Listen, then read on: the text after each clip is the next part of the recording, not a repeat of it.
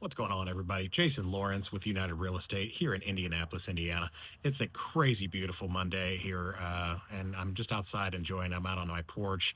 I thought I'd make a little video for you. We talked about the final walkthrough. I've said that in a couple other videos, and I wanted to kind of talk about what I do when we do a final walkthrough.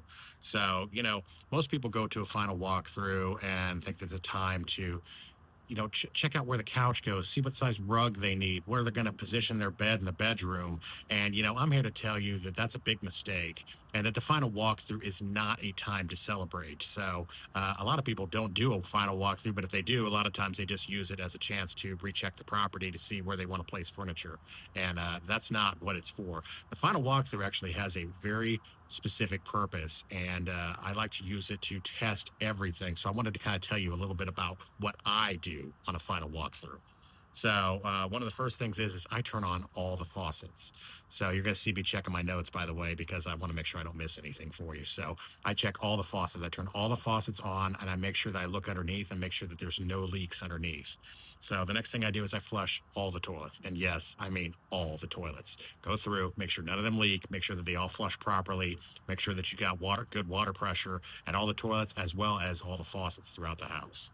So the next thing I do is I check the garbage disposal. I make sure the garbage disposal works. So you want to make sure that's working, that it doesn't have any issues, it doesn't have debris in there. If it does, we want to get that fixed before closing. So number four is run the dishwasher. We want to run the dishwasher, make sure that it gets water, make sure that it runs on a cycle, make sure that it does what it's supposed to do.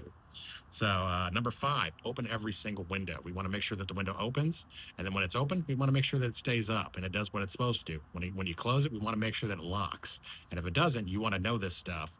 And we either need to get it fixed or we need to at least note it so that way you can do it once you move into the property. Um, every single door. We open every single door, make sure that it opens properly, make sure it closes, make sure it latches, make sure it doesn't like run into the carpeting or the flooring or something like that when you open it and it won't open all the way. We want to know that in advance.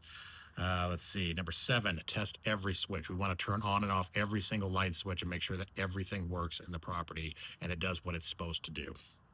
Number eight, I bring an outlet tester. So if you're using me, I'm going to bring an outlet tester with you and I can check for GFIs and I can check for reverse polarity. So I can make sure that that's all done properly as well. If not, bring a phone charger with you. Plug in your phone charger, plug your phone in, and make sure that everything's working properly. You want to make sure that the outlets are doing what they're supposed to be doing, and that they work. And if they don't, you want to be aware of it. We want to get it fixed before closing, or if we can't get the seller to fix it, we want you to know about it so you can fix it as soon as you move in. Let's see. Garage door opener. We want to make sure that the garage door opener is working properly. We want to make sure it's doing open, close, and we also want to check the safeties. So we want to try to have it come down, and when it's coming down, you want to put your hand there and make sure that it reverses and goes back up. If it doesn't reverse and go back up, you want to know that. We want to get it fixed, or we want you to make sure that you get it fixed as soon as you moved in. We don't want any of your kids or any of your pets getting crushed to the garage door or your car.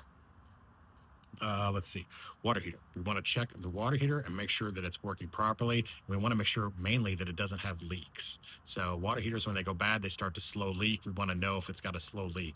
We don't want that to happen to you on day of move-in, and we definitely don't want it to bust. If it's got a slow leak, that means it's going to bust at some point, and that's something you really don't want to have happen immediately after you move into your new home. Let's see, air conditioning and heat. We want to make sure both of those are working properly. Now, most of this stuff would have been checked in the home inspection, but sometimes it's 30 days, 45 days between the home inspection and when you actually close on the property. So we still want to make sure that all these things are working properly. So even if it's hot out, you want to fire the heat up for a minute, make sure that it's getting warm, feel it, make sure it's doing what it's supposed to do. I bring a laser thermometer with me and I can shoot it in the vents and I make sure that it's blowing out hot air and we know exactly what temperature air is coming out of it. It's very helpful. Let's see. Look at the ceilings. We want to make sure that the ceilings don't have any new stains and they don't have any new cracks. So, especially the stains, we want to make sure that there hasn't been any new leaks since the home inspection, and you don't have any mold issues or anything like that going on. We want to make sure that we catch that ahead of time. Let's see.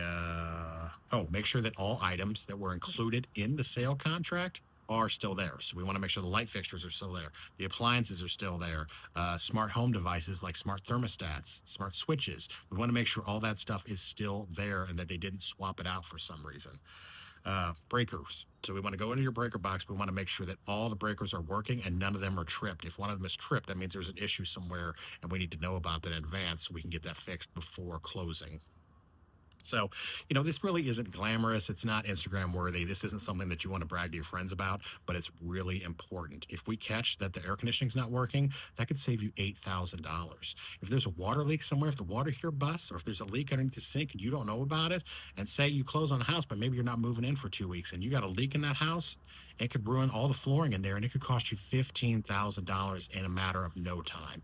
So we want to make sure that we're catching all this stuff before you move in so that you have a great experience when you move in.